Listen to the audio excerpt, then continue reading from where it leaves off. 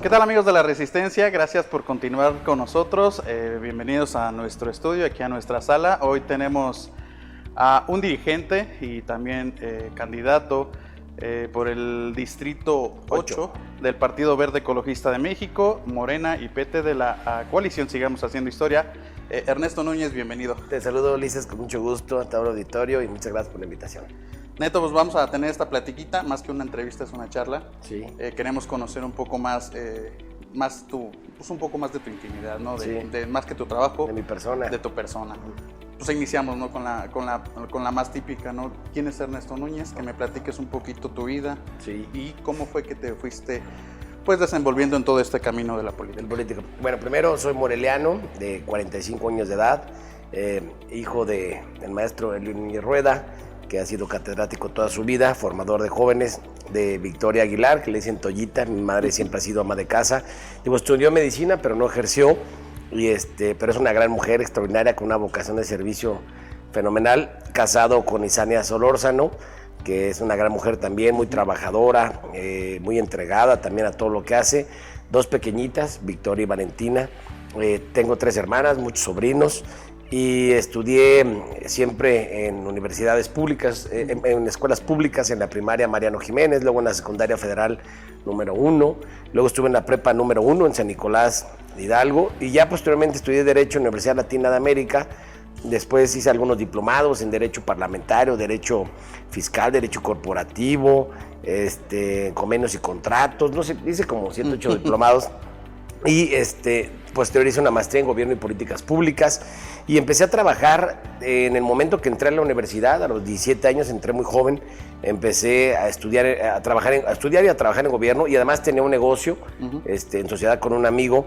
Teníamos una cafetería ahí donde eran los juzgados en Rebullones, recordarás tú. Ahí teníamos un kiosquito, vendíamos tortas y jugos y cafés.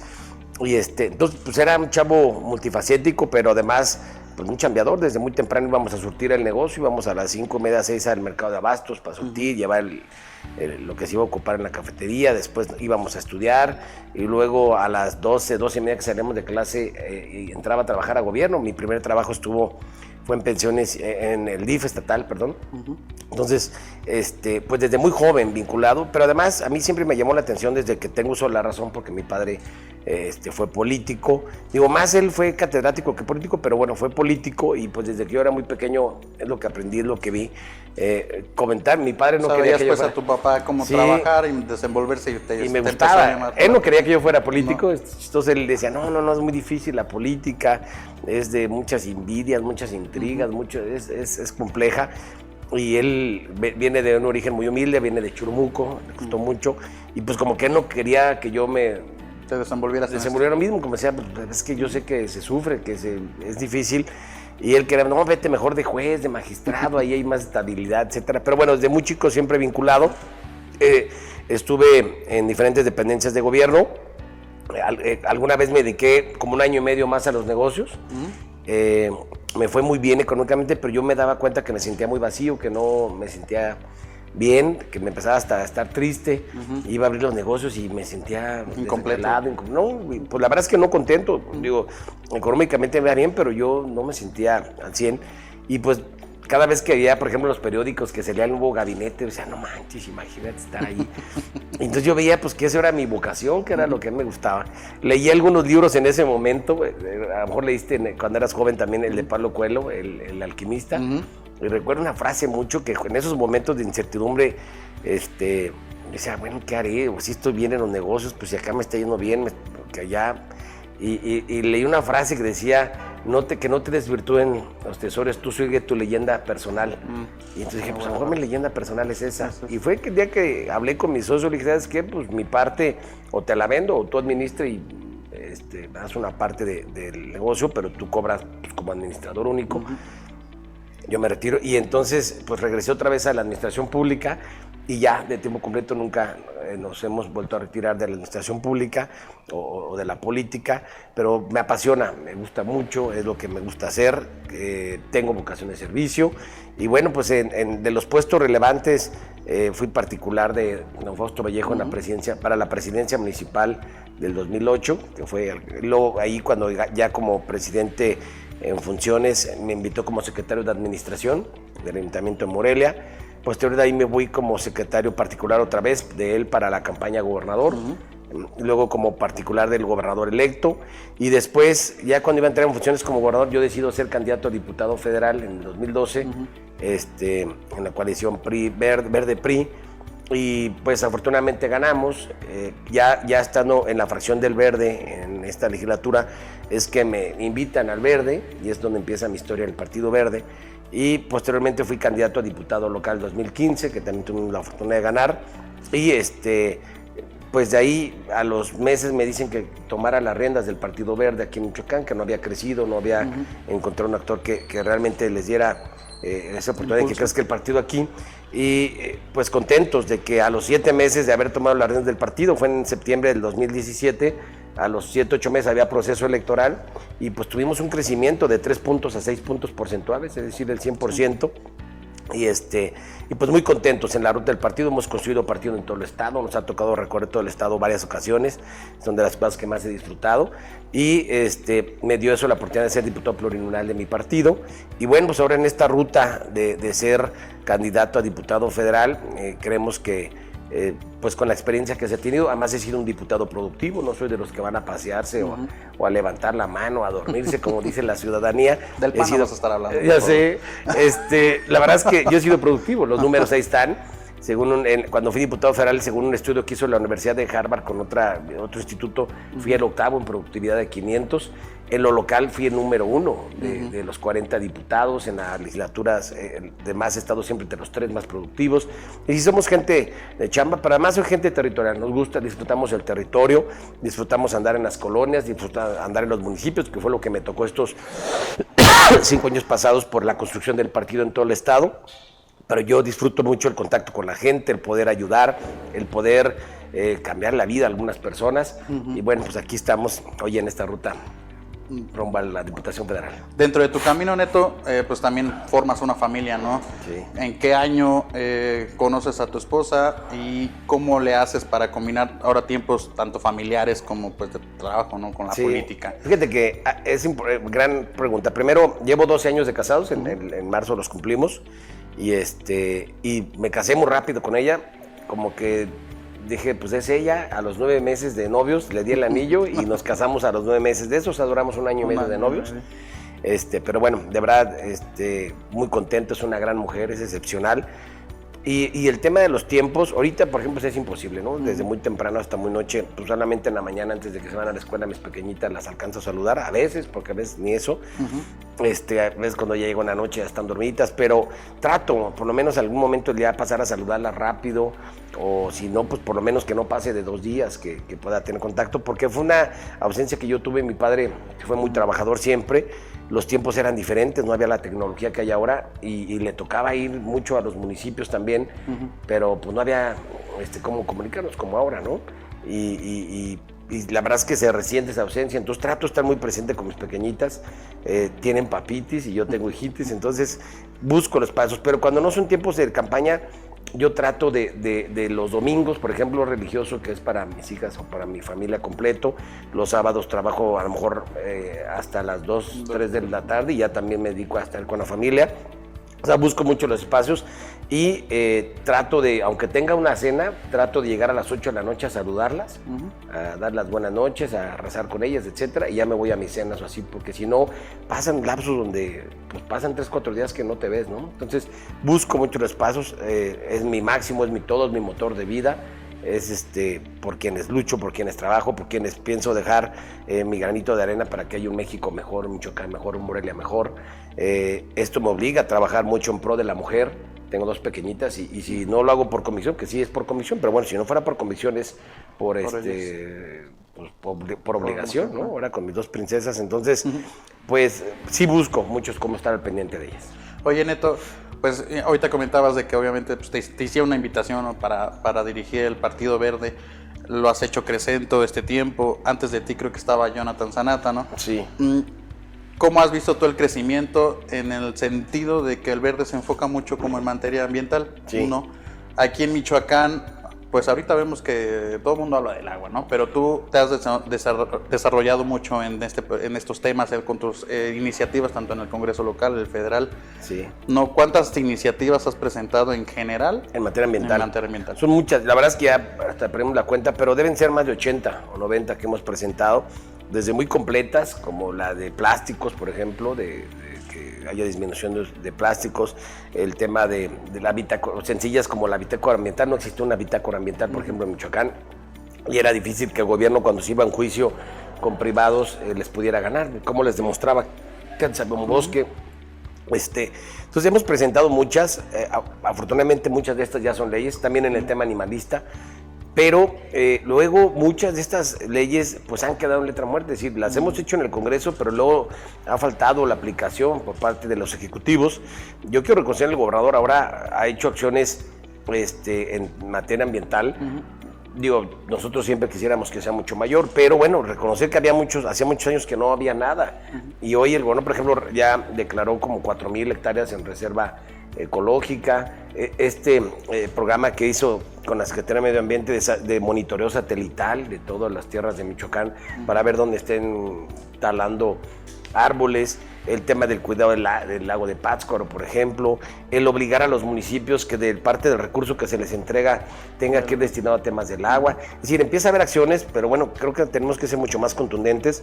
Nosotros, efectivamente, hoy todo el mundo habla del agua, pero no dice cómo le va a hacer para resolverlo, porque no conocen el tema. Entonces, pues nosotros sí conocemos, entendemos el tema, y estamos planteando que ya tiene que ser un tema prioritario, Ulises, tiene que ser un tema de política transversal, y pues son muchas las acciones que tenemos que hacer.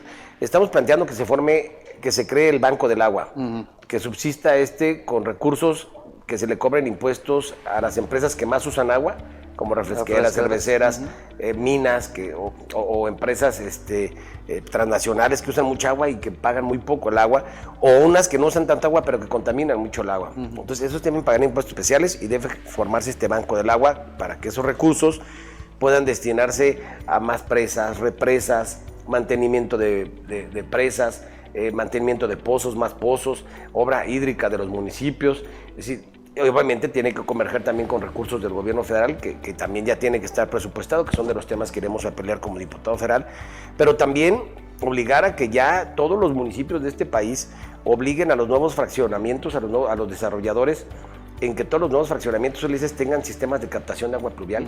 Ya no es un tema de que tú eres bueno, eres ambientalista, debe ser por ley, con plantas tratadoras de agua también.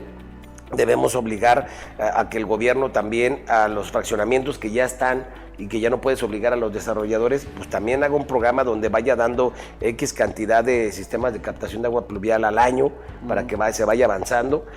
Ocupamos, esto es importante, el tema del aguacate aquí ha perjudicado mucho Michoacán, porque toman vuestros bosques y al día siguiente hay una huerta de aguacate.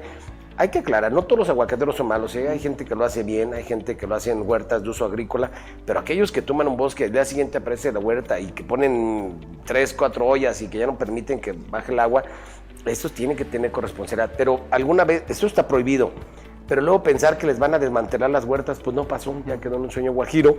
Y nosotros platicando con un grupo de ambientalistas, de ecologistas, decíamos, ¿cómo le podemos hacer?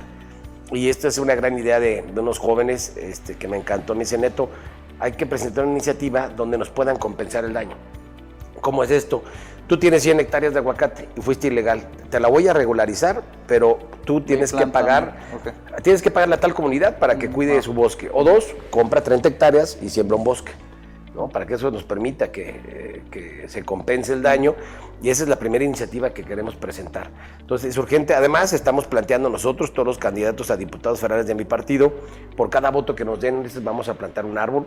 Esto lo vamos a hacer con mucha responsabilidad. Obviamente tendremos que ayudarnos de especialistas para ver cuál es el árbol endémico de la zona. Estamos viendo que puedan ser muchos en algunas escuelas donde nos ayuden a regalar a los niños para más generar un tema cultural con ellos, los maestros. En algunas áreas verdes, que de verdes no tienen nada, pero que los vecinos se comprometan a ayudarnos a estarlos regando. Y vamos a poner nosotros algunos pulmones en el Cerro del Águila, en el Quinceo, y eso los estaremos atendiendo nosotros. En tiempos de sequía, pues estar llevando pipas de agua para que se puedan regar, etcétera. Entonces, ya tiene que ser transversal, debe ser prioritario, y me parece que es el tema de temas y será uno de los retos de la próxima legislatura. Oye, Neto, pero, por ejemplo, ahorita sí, ya vemos, ¿no? Ya los calores están insoportables, la sequía y todo, y ahora sí vemos que tanto pues candidatos como gobiernos pues ahora sí como que se quieren poner a trabajar, ¿no? ¿Por qué tienen que esperarse hasta que sucedan esto? Tú hablabas siempre antes en cada vez que tienes una rueda de prensa o algo, ¿no? Cuando éramos chicos nos decían en 50 años nos vamos a quedar sin agua, y nunca lo pensaba, ¿no? Y ahora vemos que ya en verdad sí, pero en estos 50 años pues nunca se hizo nada. ¿Por qué se confían las autoridades o por qué se confían los políticos? ¿Y por qué ahora que ya estamos como en la crisis, ahora sí queremos trabajar? La verdad es que es lamentable y te voy a decir una cosa, la gente, yo es un poco mayor que tú, pero la gente que tiene más de 40 años, yo tengo 45, insisto, no nos enseñaron el tema del medio ambiente. Afortunadamente el Verde logró que a todos los pequeñines de México, nuestros hijos, les enseñen educación ambiental, ecológica. Y si tú te fijas, ya los pequeñinos te dicen, oye, no tires basura, o no uses popote, o no uses plástico. O sea, ellos sí están preocupados por este tema. Entonces, el que muchos funcionarios sean mayores de 40 años y que no tengan este tema cultural, pues es como, eso no existe. ¿Cuántas veces llegamos a escuchar de gente que decía que no existía el tema del cambio climático? Que era un invento, ¿no? Estamos viendo que no. Entonces, me parece que es desconocimiento y pues ahora que ya es crítico, pues ahora sí es importante el medio ambiente, ¿no? Pero bueno, creo que estamos a tiempo. Digo, vamos tarde, pero es a tiempo. Para que un árbol madure, son de 15 a 20 años. Pero bueno, si tus hijos tienen 5 o 10 años, o mis hijas 5, 7 y 10, pues a lo mejor si actuamos en 15 años, pues puede ser otro boleto, ¿no? Para cuando ellos tengan 25 o 20 años, pues ya no estén padeciendo lo que nosotros estamos viviendo. Entonces, me parece que es urgente, es prioritario. Nos da mucho gusto que la doctora Claudia Sheinbaum, con quien vamos en este proyecto, quien es el proyecto central y más importante, es una mujer ambientalista. Ella es una mujer científica, es ambientalista, ha hecho grandes acciones en materia ambiental en la Ciudad de México y no tenemos duda que lo va a hacer también en este país, ¿no? No, oye, Neto, en ese sentido, ¿no crees que, por ejemplo, también ahora muchos candidatos que no están tan enfocados como tú, que obviamente pues ambientalistas, pero hay otros que nunca habían visto y que ahora con lo de la crisis se cuelgan como de la necesidad? Sí, pero no saben. Si tú te fijas, todo el mundo habla del tema, pero no dicen cómo lo van a resolver. Ajá. Tú preguntas, ¿qué vas a decir? Bueno, hay que ver. No hay que ver. Esto ya, nosotros tenemos mucha claridad qué es lo que se tiene que hacer y ya lo hemos hecho, además, hemos avanzado. Un dato importante, más del 65% de leyes a nivel nacional que tienen que ver con el tema del medio ambiente y los temas animalistas han sido propuestas del Partido Verde. Y aquí en lo local, al menos de los últimos 9 años, han sido propuestas también en mi partido más del 50% y de un servidor. Entonces, nosotros venimos trabajando en esta ruta desde hace mucho, queriendo generar esta conciencia, pero luego cuando vienen los presupuestos es a lo que menos quieren meter. Cuando se incendia un bosque, todo el mundo es ecologista, ambientalista, y salen con su foto sembrando un árbol, y cuando les dices vamos a meterle presupuestos, ya no, eso no es prioritario, es más importante. No, esto ya nos rebasó y debe ser el eje central de todas las políticas públicas para los próximos gobiernos. Oye, Neto, también ahorita hablabas de obviamente las reforestaciones, ¿no? Cada año vemos que hay como pues esas jornadas o días, plantaciones de árboles, pero ¿cómo hacer para que en verdad hacer que esos arbolitos pues no mueran o no se los roben? O que Mira, nosotros, yo sin estar en campaña y sin estar incluso en cargo, llevamos más de 2 años comprando 5,000 arbolitos, ¿no? De manera sistemática, pero lo que hemos hecho y que nos ha funcionado es llevarlos en las escuelas, porque ahí nos ayudan a estar al pendiente los maestros, los directores y los niños, que también, porque luego le ponemos la etiquetita del nombre del niño, etcétera, y pues les genera un tema de identidad, de pertenencia. Eso ha funcionado, y bueno, hemos ido a algunas zonas verdes que nos ha pedido los ciudadanos, y sí tienen una gran mortandad, pero bueno, si sembramos ahí 500 arbolitos, a lo mejor sobreviven 200, 250, lo cual es importante, ¿no? Entonces, pero debe ser un tema cultural. Alguna vez yo planteaba, por ejemplo, una iniciativa que presenté que no se aprobó, no sé por qué tengo esta falta de compromiso. Imagínate que cada joven que quiera titularse, parte de su servicio social sea sembrar 10 árboles. Imagínate cuántos serían. En Michoacán deben estar egresando, pues no sé, 15, 20 mil jóvenes por año más. Multiplícalo por 10, ¿no? Será una cantidad enorme, pero imagínate cada año. Entonces, son propuestas tan sencillas, pero yo no sé por qué no las entienden. Espero, platicamos con mi suplente, la va a retomar, para ver, hagamos conciencia, a ver si ahorita que está esta crisis ya lo entienden, le captan, porque sería formidable. Entonces tenemos que empezar a hacer acciones por todos lados. Las áreas verdes tienen que ser áreas verdes de veras, o sea, entrega el gobierno, recibe el gobierno municipal un área verde de un desarrollador y pues no tiene ni un árbol, ¿no? Tienen que tener sistemas de riego, tienen que tener áreas verdes, tienen que ser mini pulmones. El gobierno deberá estar pensando como municipal, que es un tema que hemos platicado, por ejemplo, con Carlos Torres Piña, que se comprometa a hacer un pulmón cada año en cada uno de los distritos. O sea, 4 por año, serían 12, como el Arboletum que está ahí por la avenida Madero más o menos, a la altura de la vía del tren. Así de hacer pulmones de este tamaño, 4 por año, imagínate. Sería otro boleto para Morelia, ¿no? Sería otro contexto. Entonces debe haber un compromiso ya real, debe ser incluso lo que luego, pues una dirección del medio ambiente, nomás como para decir que existe, deben ser secretarías completas. Entonces, pues nosotros vamos a estar ahí sin quitar el dedo al renglón para que esto sea una prioridad. Me parece que debe ser, insisto, tema de política transversal y todas las áreas deben ya trabajar pensando en el tema del medio ambiente. Bueno, Neto, vamos a hablar un poquito de tu campaña, sí, para ir concluyendo. ¿Cómo te has sentido? ¿Cómo has visto estos días? Ya prácticamente estamos ya acabando en la recta final, ¿no? de esas campañas. Gracias a Dios ya andamos cansados, pero muy contentos. Y la ciudadanía también se cansa, Sí. Yo creo que son muy largas las campañas. Digo, en el caso de la presidencia, pues a lo mejor hasta poco tiempo es, pero para diputaciones federales, Senado, me parece que es mucho el tiempo.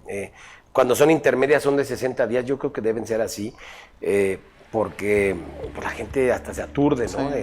Siempre, en los cruceros que están aquí cerca, ves a 400 personas ahí.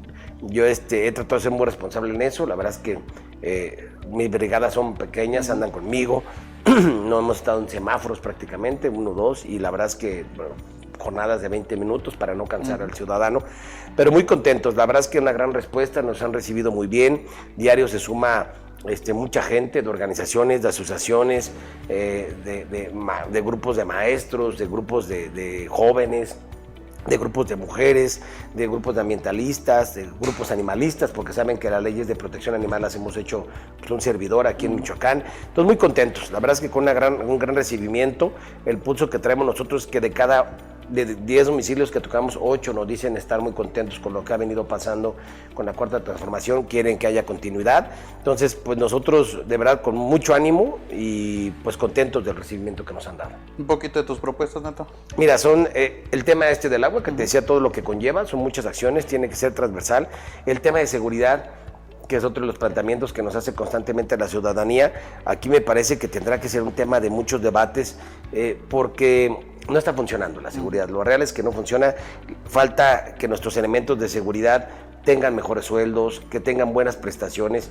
Yo les digo, un cuestionamiento muy básico, ¿cómo queremos que den la vida por nosotros si no tienen ni seguro de vida o sus familias no tienen ninguna prestación en caso de fallecer el policía, ¿no? O son menores. Entonces, los abandonan, pues, ya cuando... Sí, se muere alguien, pues ya su familia queda en completo abandono, desprotegidos. Entonces, desde ahí tenemos que pensar cómo hay buenas prestaciones para nuestros policías, utilizar la inteligencia artificial, utilizar la tecnología para que tengan también mayores elementos, porque el crimen tiene lo más actualizado y acá los tenemos con cosas arcaicas. Entonces, desde ahí empezar. Pero además, debe haber un esquema que pueda tener tanto el gobierno como los municipios de mayor capacitación de los policías, porque hay déficit en la capacitación de policías. Es decir, la demanda de policías es una y la capacitación que se tiene, la capacidad de capacitación que se tiene es mucho menor a la demanda que actualmente hay. Entonces, pues bueno, tenemos que apostarle a que haya más centros de capacitación de nuestros policías para que incluso haya gente formada, para cuando se requiera que haya un mal elemento, quitarlo y poner a gente que ya